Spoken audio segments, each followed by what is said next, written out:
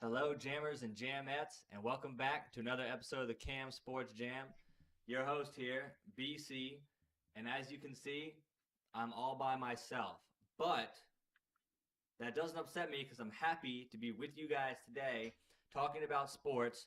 I could be as unhappy as Odell Beckham Jr. playing football, but I'm not. I'm much more excited and ready to be here. But before we get going with the show, I want to give a big shout out to our title sponsor, Good Samaritans Medical Transport. Good Samaritans Medical Transport, for all your medical transport needs, just call Good Samaritans Medical Transport. Good Samaritans Medical Transport that exceeds expectations. Let's dive into our first segment that we always do. Let's get local. Let's talk about some of the DC teams, talk about what's going on. First thing we want to talk about is the Nationals. Nats versus Dodgers. Friday, 5:30 p.m. Eastern Standard Time on Fox Sports 1. This is one of the series for the NLDS, and it's going to be a good one. And we're going to talk more about baseball, but I just want to give everyone a heads up. That Nats game Friday is a big game. Starts our postseason. Let's go, baby. Come on, Nats. Get excited. Another thing we're going to talk about is Terps and also college football.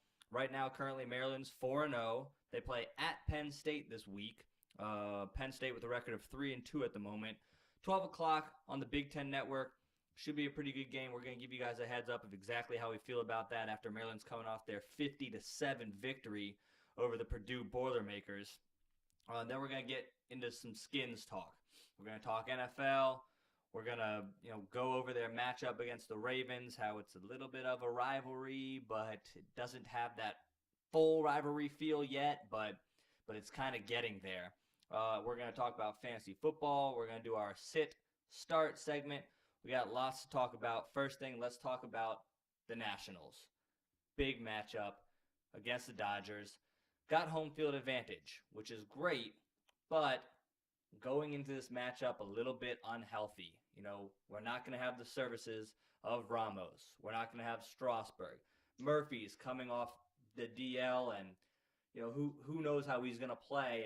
I would assume he's still ready to go, but we just have a lot of injuries, and it would be much easier to look at this series if we were healthy. Unfortunately, we're not, and a lot of teams have to deal with that, and so do we. And hopefully some of our young talent will step up, and hopefully some of these injuries and the things that we're up against will lift our guys to a victory in this series.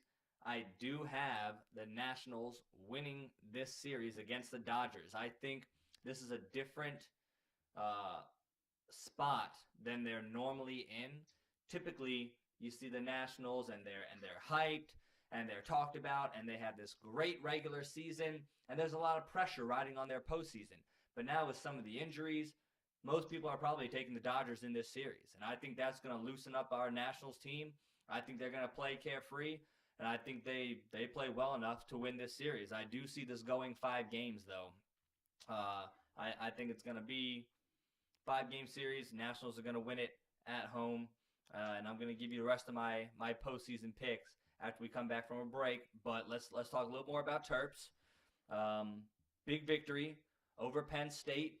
Destroyed the spread. Wasn't even close. Really a statement win for Durkin in his first Big Ten matchup. 50-7. Pounded them on the ground. 400 yards on the ground. Just really, really took Purdue to the cleaners. I absolutely loved it. And the defense played tremendous. Now, there was a bet going on between my co-host and myself that Maryland wouldn't turn the ball over more than 1.5 times. Unfortunately, they did. And I was on the losing end of that bet. And what that means is, as fans, you guys get to pick something for me to do on camera, and I will do it. I will not say no. I will do it. I lost the bet. I'm willing to step up to the plate and do whatever challenge you guys want me to do as my jammers. So be easy on me, but Stevie was right. We had over 1.5 turnovers, but still we played well enough to win that football game in dominating fashion. Now we play Penn State at Penn State, and this is becoming quite the rivalry. This is getting to the point where now we're in the same conference as Penn State. It's been a couple years now that we've played against each other. There was some excitement that went on when Stephon Diggs still played for Maryland, and he went against Penn State. I guess Penn State was possibly recruiting him. A lot of these kids know each other because a lot of them come from the DMV, and then a lot of them come from Pennsylvania as well. And so both schools are getting recruits from each other's state, and it's becoming quite the rivalry. But I think this year Maryland is going to be too much for Penn State. I like what I've seen from this Maryland team. I think that we're going to win. I think the spread right now is Maryland, I think, +1 or Maryland -1. Either way, it's close to a pick-em game. But I'm taking the Terps. I think the Terps are riding a lot of momentum right now. I think this Penn State team has a young quarterback that we can get a lot of pressure on and cause confusion with. And so I think Maryland's going to cruise to 5-0, 2-0 in conference. And I like where we're going. I'm happy with what Durkin has done, and I think this is another game that we can handle. No doubt about it. Well, before we move on too far, talk skins, anything else, want to give a shout out to another one of our sponsors, the Silver Spring Social Sports. Don't go anywhere. You're watching The Jam.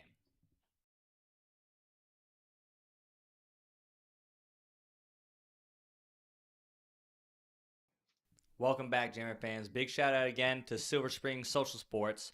This is a 21 and up social sports league. If you want to get involved, go to silverspringsocialsports.com and you can sign up there. They have sports such as football, softball, kickball, soccer, and volleyball. If any of these sound interesting, like again, I said, go to silverspringsocialsports.com and you can sign up there. Well, it is October. Last time I checked. And that means playoff baseball. So let's talk about some of these matchups we got going on in the NLDS and in the ALDS. First being the Rangers and the Blue Jays. This game took place yesterday, and it was a blowout, to say the least. The Blue Jays coming off a very, very exciting win over the Baltimore Orioles. Encarnacion hitting a 3-run jack in extra innings to just steal the show. Incredible walk-off. Congratulations, Toronto. Classless play by some of the Toronto fans, whomever threw that beer at Kim at the left fielder for Baltimore. Don't know what you were thinking, but I can imagine you might not be invited back. But either way, let's talk about this series. This is a Rangers team that has played extremely well since the All-Star break. And I know they just suffered a really big loss to the Blue Jays, got blown out. Very disappointing. I think 10-1 was the final. But I think they rebound. I think this Rangers team has too much guts and too much pitching for the Blue Jays. Even though the Blue Jays are hitting extremely well right now, I know they put up 10 in their first game. I think that the Rangers will make adjustments. Cole Hamels had a tough start. I mean, he's been a great starter for the Rangers, and of late, I think he won his last 4 going into this matchup. So it's kind of uncharacteristic for him to kind of get shelled the way he did, and I don't see it happening much more for the rest of the series. I think the Rangers they'll settle down, they'll pull this one back in, and I see them advancing 3-2 in this series. The next one in the AL is going to be the Indians versus the Red Sox. And this is a very, very tough one. This is going to be a great series. I have the Red Sox advancing in this series. They're just playing awesome baseball right now. And the Indians go on too much of roller coaster rides. They're up and they're playing hot, and then they're down. Very, very hard to predict the Indians, and hard to pick them when when your team goes through such rides like that. I got the Red Sox winning this series 3-1, but in some really tight games, like really, really tight games. And the next one is Nats versus Dodgers. And as I said earlier, I got the Nats winning this one. I think without the chip on their shoulder, without the pressure that comes with their regular season record and all the expectation, now they're kind of nicked up, and everyone's kind of, not that they forgot about them, but everyone's kind of like, well, we have no expectations of you. And I think that's going to put a lot of stress off these guys' shoulders, and they'll just be like, hey, we're playing with house money. Like, we got nothing to lose right now. There's no pressure. There's no DC curse. There's no nothing about all this playoff stuff. They can just go out there, and if they lose, they lost. No one expected them to win, and if they win, it's ceremony. It's excitement. It's electric. And I think that with that mentality, I think Dusty Baker is gonna tell these guys, hey, look, let's go out there and play. Let's just go out there and play. We'll leave it all out there, and whatever happens, happens. So I got the Nats in this one, 3-2, like I said before. The other NL matchup, Giants versus Cubs. Both wildcard games were awesome baseball games to watch. Came down to some really, really big home run shots in both games. The Blue Jays being on the happy end of that one, and then the Giants being on the happy end of the NL wild card game. They're going to take on the Cubs, taking on Chicago Cubs. Best team this year in the regular season. It's going to be a tough matchup for this Giants team. But we've seen before, this Giants team somehow finds ways to win these baseball games, just like they did in their wild card matchup against the Mets. Both pitchers were pitching fantastic. Madison Bumgarner, you can't say enough about this guy. Just incredible competitor, and when the lights shine brightest, he's even better. It's incredible how he just doesn't even know what pressure is, like, at all. And even Thor Syndergaard for the Mets pitched incredible. It was a matter of bullpen coming in and giving up a big shot to the Giants, who are a good hitting team, and losing the game. But now the Giants have the Cubs, so different scenario here than the Mets. Cubs don't probably have as much strength pitching in terms of their starting rotation than the Mets do. A lot better closing pitching the Cubs have versus the Mets. But I think the Cubs are going to get the Giants. I think the Giants have met their match, and I think they play a great series, but I have them going down 3-1. I think the Cubs are on a mission this year, and I think they take care of business. And I think what we've seen from the Giants is fun, and it looks like that spark that they sometimes have in the playoffs, and they muster up an effort and shock the world. I just think this year it isn't going to be it. So I got the Cubs 3-1 in this series over the Giants. Let's move on. AL matchup. So I got the Rangers advancing, and I got the Red Sox advancing. And I'm taking the Sox to win this series. I just think this Boston team riding some kind of emotional run with David Ortiz, he looks like he's 25 again. The man's hitting like an animal, and this Boston team is just playing loose. No one expected them to really be in the position they're in right now, and they're playing carefree. And I think they take down the Rangers. I think the Rangers get a good scare from the Blue Jays, and I think they're a little rattled, and I think Boston rides momentum, and I think they go through. I think they take care of the Rangers pretty handily. I'll give the Rangers 2 wins, but I think those wins are not going to be close in their losses. So I got the Sox advancing to the World Series for my AL team.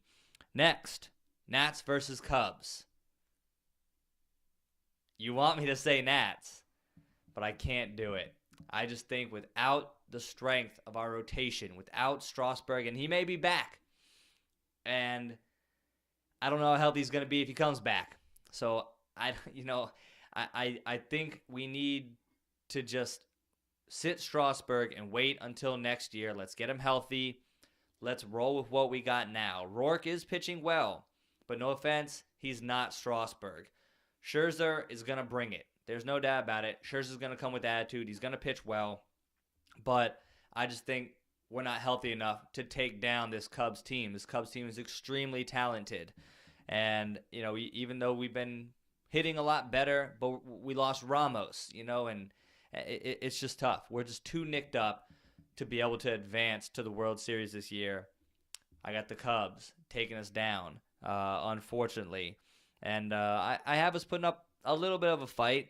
I got the same thing. I'll give the Nats 2 wins, but I got the Cubs taking on the Sox in the World Series.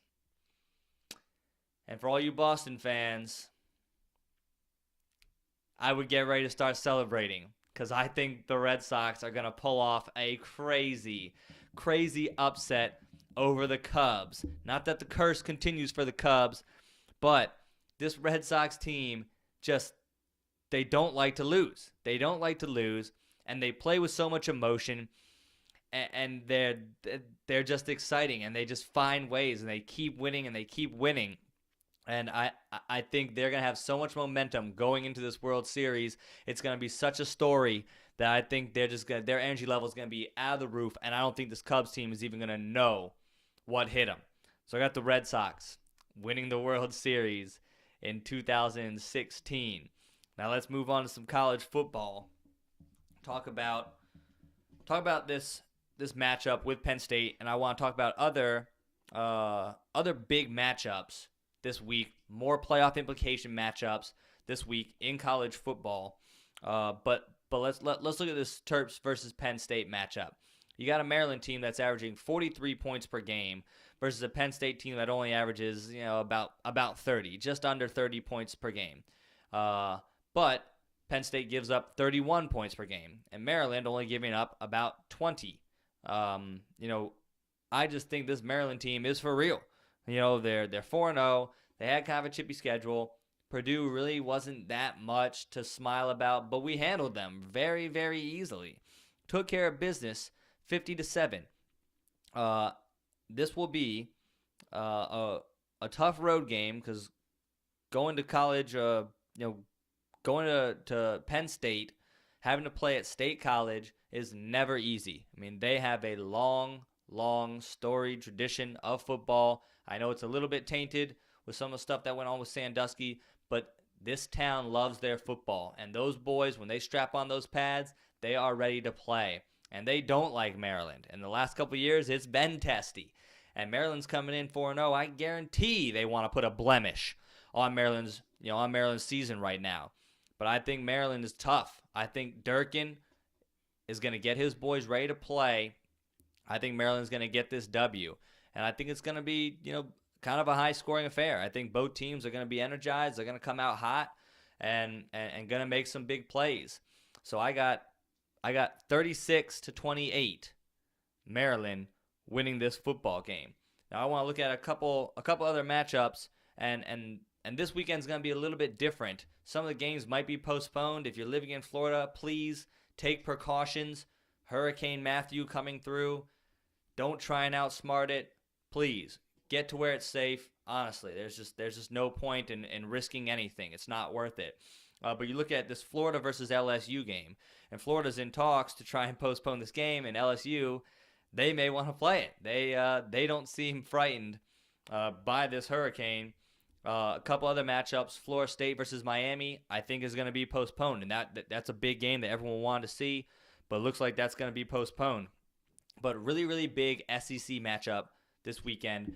Big playoff implications. Number 9 Tennessee going to Texas A&M.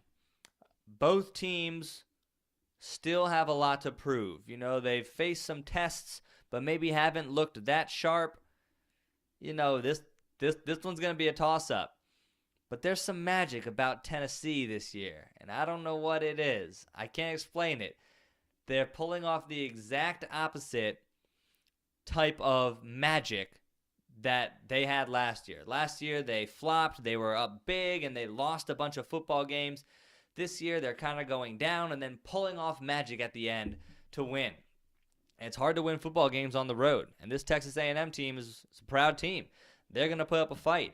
But I think Tennessee has dodged enough bullets. I think they're starting to believe. I think Butch Jones is going to get them finally in control the whole football game. And I got Tennessee winning this football game. Sorry, Aggies fans. The next one, Virginia Tech versus North Carolina. North Carolina still has a lot to play for. So is Virginia Tech in terms of making an appearance in the ACC championship. So this is a very, very important game for both of these teams.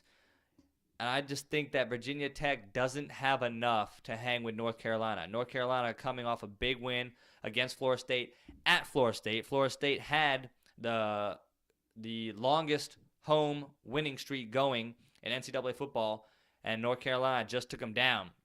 So congratulations to that Tar Heels team. And I think at home, they take care of this Virginia Tech team that's young and still looking for a little bit of an identity, but that's put together a pretty good season so far. The next one, another SEC matchup, Alabama versus Arkansas, and this is at Arkansas. I don't see an upset coming here. I don't think it's going to happen. So, I mean, we pretty much scratched that one off.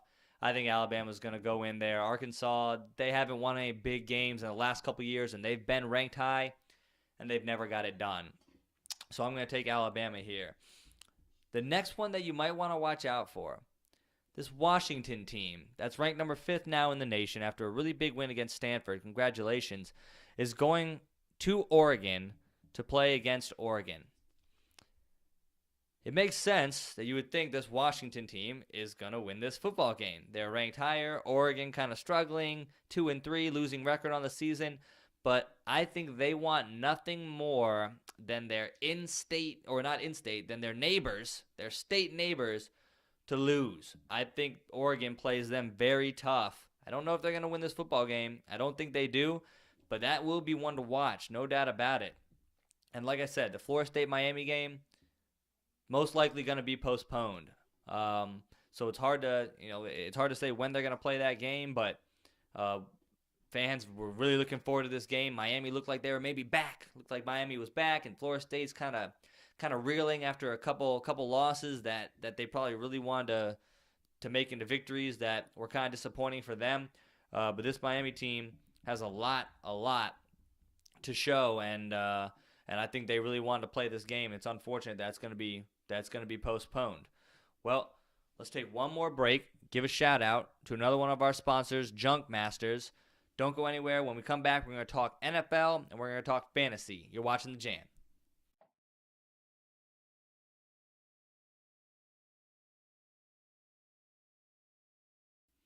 Welcome back, Jam fans. Thanks again, Junk Masters, another one of our sponsors. For all your junk removal needs, just call Junk Masters. Junk Masters, our business is picking up. Let's move on. Let's talk NFL. Love talking NFL. I'm sure you guys do too. Let's focus first on our Redskins. Talk Skins, currently 2-2 record right now on the season. Not exactly the start that we wanted, but looks a lot better after being 0-2 to climb back, get 2 wins in a row. One being against division rival Giants, the other one being against a Cleveland team that has fought in a lot of football games, but we were hoping to really try and dominate them. We went up big early, up 14-0, let them climb back in, and then kind of slowly took care of them, mainly because they didn't take care of the football. Able to get the win, and so you can look back on the season and say, hey, look, I'm glad we got that win. We are still getting things figured out, but I'm glad we were able to get that win while we're still trying to figure things out. I think the Skins are kind of injured right now, lots of injuries. D'Angelo Hall is down. We still haven't seen much of Doxson yet. Gillette went out. I mean, we're just very, very nicked up, which is a shame, but just picked up some safety help. Hopefully that's gonna be something that we can have in terms of having a little bit more depth in the secondary, because our secondary is kind of hurt with Breland out and Hall out.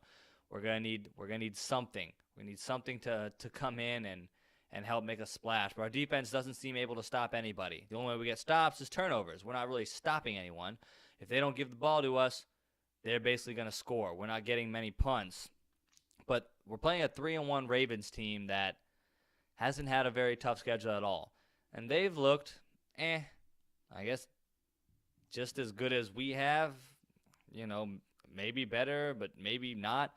Current spread right now is Ravens are supposed to win by 4. Ravens -4.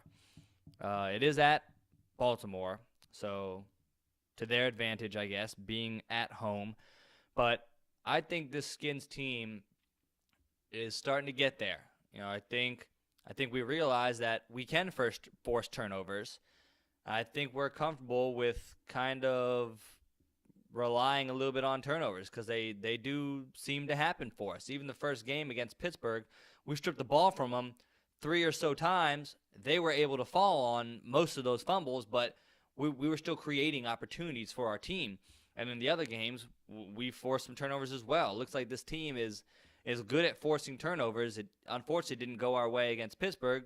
They were able to recover some of these fumbles, but also they just outplayed us. But either way, I think that type of mentality for this defense will help loosen them up. I think knowing that we can make a couple big plays, like we're not all just kind of let them coast down the field and score. We have the ability to change some games and make things happen. Granted, our defensive tackling was horrific against Cleveland. Horrific. It was terrible. Crowell, I got to give him credit. He runs hard, but come on now. It is terrible. At least 35 missed tackles. It was embarrassing, fellas. We got to step it up. But I got the Skins win this football game.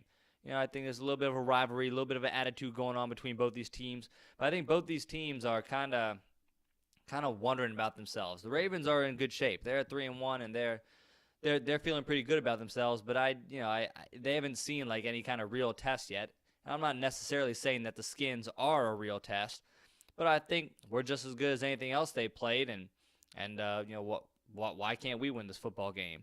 And so I think we do. I think we go in there, and I think we hook up on a couple big plays, and I think our defense does what they do. Finally, it looked like Cousins was comfortable with Reed. Reed had a tremendous game, 2 touchdowns, and that was the key to a lot of our success last year. Was Cousins using his big target in Reed, finding Reed, able to move the football, get a lot of first downs, and our run game showed up a little bit. And it looks like this season is going to rely a lot on our offense. Our defense isn't going to stop a lot of people unless we get turnovers, and those are hard to come by. Even though we look like we are a team that is going to force some turnovers, it's either going to be turnover or bust, it seems like, for the Skins. So if our offense can be consistent and we can be scoring 30 points a game or so, I like our chances to win. And I have us scoring right about that against this Ravens team. I got 28-24. Washington wins this game. Moving on. Welcome back, Tom Brady. Patriots fans, you must be excited to have Brady back. You're 3-1 right now. You're sitting very comfortable after not knowing how you're going to start the season with Garoppolo, but he has played tremendously well. Everyone has done their part for that Patriots team to get them to where they are right now. And now they have Brady coming in, and Brady's probably angry. He's probably very angry that Goodell has put him through all this embarrassment, and I think he's going to take it out on the NFL. More specifically, he's going to take it out on Cleveland this week.